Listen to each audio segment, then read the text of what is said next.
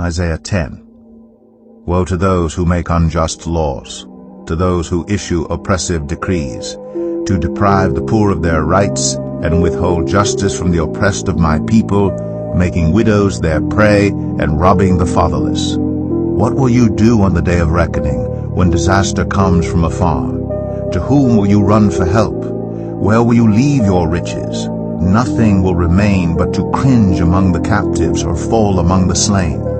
Yet for all this, his anger is not turned away, his hand is still upraised. Woe to the Assyrian, the rod of my anger, in whose hand is the club of my wrath.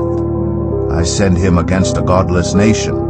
I dispatch him against a people who anger me, to seize loot and snatch plunder, and to trample them down like mud in the streets. But this is not what he intends. This is not what he has in mind. His purpose is to destroy, to put an end to many nations. Are not my commanders all kings, he says? Has not Calno fared like Carchemish?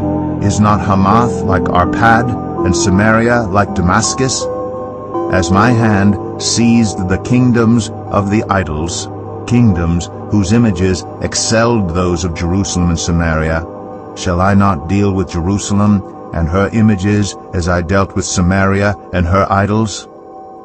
When the Lord has finished all his work against Mount Zion and Jerusalem, he will say, I will punish the king of Assyria for the willful pride of his heart and the haughty look in his eyes.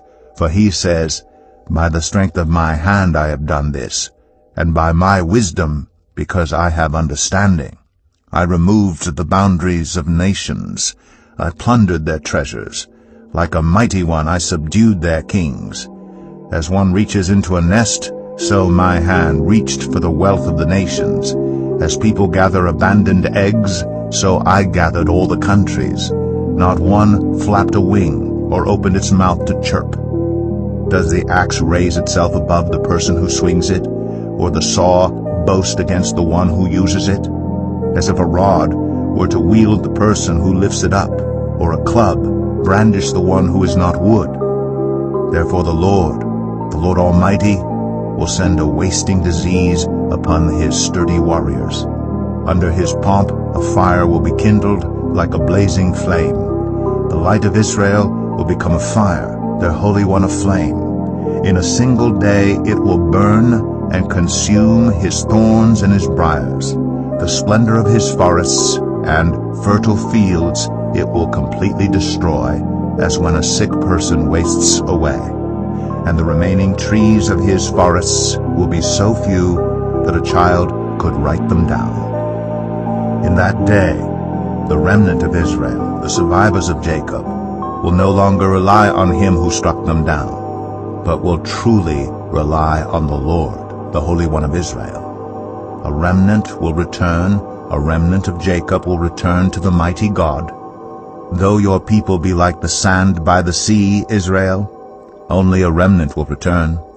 Destruction has been decreed, overwhelming and righteous. The Lord Almighty will carry out the destruction decreed upon the whole land.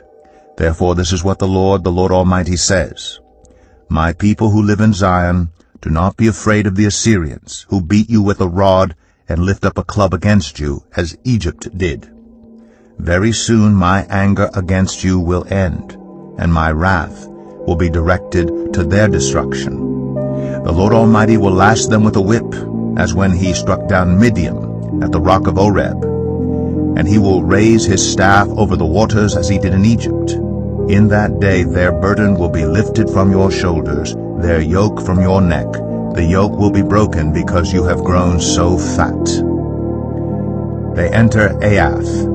They pass through Migron. They store supplies at Michmash. They go over the pass and say, we will camp overnight at Gibeah. Ramah trembles, Gibeah of Saul flees. Cry out, daughter Galim. Listen, Laisha, poor Anathoth. Madmenah is in flight. The people of Gebim take cover. This day they will halt at Nob. They will shake their fist at the mount of daughter Zion, at the hill of Jerusalem. See, the Lord Almighty, will lop off the boughs with great power. The lofty trees will be felled, the tall ones will be brought low. He will cut down the forest thickets with an axe. Lebanon will fall before the mighty one.